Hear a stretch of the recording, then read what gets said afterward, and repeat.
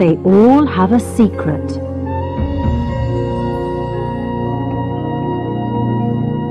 That afternoon, the inspector announced, "We now have the results of the autopsy. Mrs. Blakemore was poisoned. She was probably given small amounts of arsenic for some time to make her weak. Then another poison, cyanide, finally killed her." He looked around at us all. Everyone seemed nervous and uncomfortable. "Now then," he continued, "what was the motive for this murder?" "Well, money's usually a good motive. And in her will, Mrs. Blakemore left all her money to her nephew, several £1,000,000. Nothing to anyone else. Nothing to her husband. This seems a bit strange." The Reverend John Palmer looked down at his hands, embarrassed. "There's nothing strange about it," said Mr. Blakemore quietly. "Kitty always said that she was going to leave everything to her nephew. She had no children, you see, and she was very fond of her sister.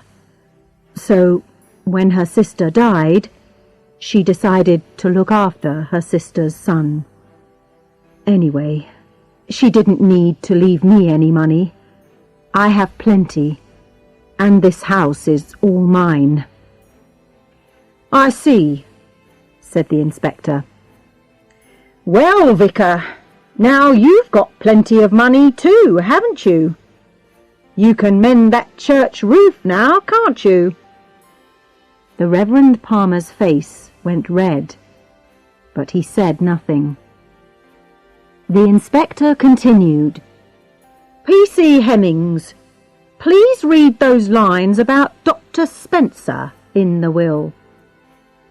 The policewoman stood up and read from the will. "Dr. Spencer is expecting a reward, but it was only a little joke. I am sure that he will understand." "So, Doctor," said the inspector, "Mrs. Blakemore said that she would leave you some money, did she?" "Well, yes." The doctor was cleaning his glasses nervously. "A little reward, a little thank you for my help." "Oh, how terrible!" cried Charlotte. "What a cruel joke!" "If you expected some money," said the inspector, "then perhaps you too had a motive for murder, Doctor." "Oh, really?" Dr. Spencer stood up. "I won't listen to any more of this. I'm a doctor, not a murderer." "We shall see," said the inspector. "Sit down again, please, sir. Now, Mrs. Blakemore was not an easy person to live with. Am I right? She was often very rude and unkind. Is this correct?" "Well," said Mr. Blakemore, "she could be difficult sometimes. She was an intelligent woman, and she didn't like fools." "But, sir," said the inspector, "you are an intelligent man, but you do not seem to be rude and unkind." "That's because he's a nicer person than she was," said Charlotte hotly. "I see." The inspector looked closely at her. "You didn't like Mrs. Blakemore, did you?" "No, I didn't," said Charlotte angrily. "Perhaps she didn't like you either.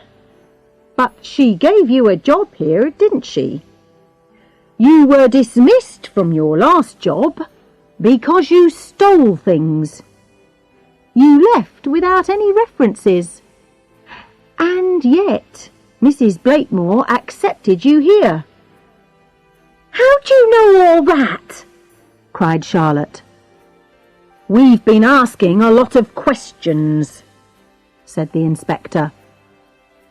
Then he turned to Bernard. Tell us something about yourself, Bernard. What do you want to know? How long have you known Mrs. Blakemore? I've worked here for 4 years, he answered. Ah, yes, but you first met her a long time ago, said the inspector. I've been talking to your mother. She said she used to be Mrs. Blakemore's maid, years ago, in London. Bernard said nothing. He touched his bad leg and looked unhappy. You remember, don't you, Bernard? You were the maid's child, a poor little boy with a damaged leg. Your mother worked for the rich lady in the big house. Stella Vixen was looking at Bernard. She seemed sorry for him. The inspector continued. You needed an operation on your leg, didn't you? But it was too expensive. And Mrs. Blakemore wouldn't help you, would she? Bernard suddenly spoke. She was so mean, he cried angrily. My mother asked her for some money, but she refused. Then she dismissed my mother for no reason. Yes, I know, said the inspector calmly. Then, years later, you came to work for Mrs. Blakemore yourself. You wanted to kill her, didn't you?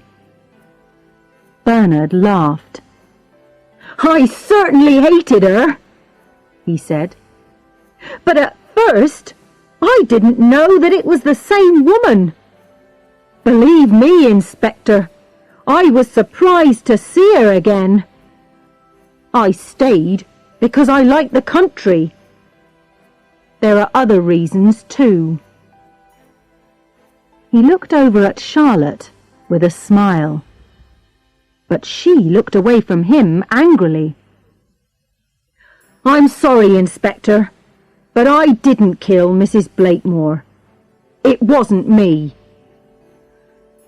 We shall see, said Inspector Braddock. Now, I have a little problem. We have examined the things from Mrs. Blakemore's bedroom, but we can't find any evidence of poison. It's very strange. She was certainly poisoned. We found arsenic and cyanide in her stomach. But how did they get there? Perhaps something was thrown away before we arrived. I remembered that Bernard had thrown away some milk. Was he guilty? I even began to feel guilty myself. Inspector Braddock wrote some notes on a piece of paper. I looked around at everyone. The Reverend Palmer sat very straight in his seat, his lips tightly closed. Bernard looked angry. Dr. Spencer was wiping his face and glasses again. Charlotte looked frightened. Stella Vixen's face was embarrassed. She was looking down at her hands, like someone in pain. I looked quickly across the room and noticed something. For a second, only a second or two, Mr. Blakemore lifted his head and looked at her. There was something mysterious in his eyes. Okay, that's all for today, said Inspector Braddock. "We'll come back tomorrow." I was worried, but I didn't know why. I had forgotten something. But what? Stella Vixen was very quiet during dinner. Why had Mr. Blakemore looked at her in that strange way? Don't forget to subscribe my channel, Learn English by Storytelling. Listen and practice.